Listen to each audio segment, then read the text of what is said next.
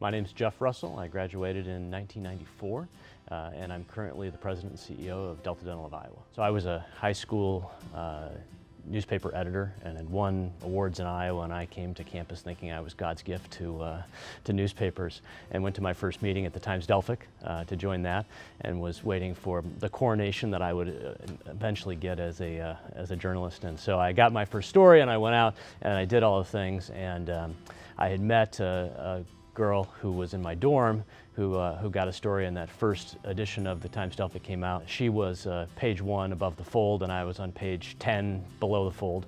And I was like, what happened there? And that story turned into a 30-some year relationship with my wife. That was probably the first memory that comes to mind, is how I met Lisa. Our daughter Meredith is sort of indirectly named for Meredith Hall. I'm a runner, and Drake is part of my regular loop. It's about 3 miles from home, so a 6-mile loop. And I was going to storm that night, and I don't run with my phone.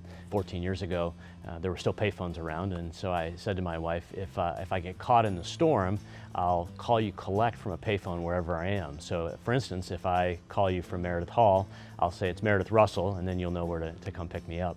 And she was pregnant.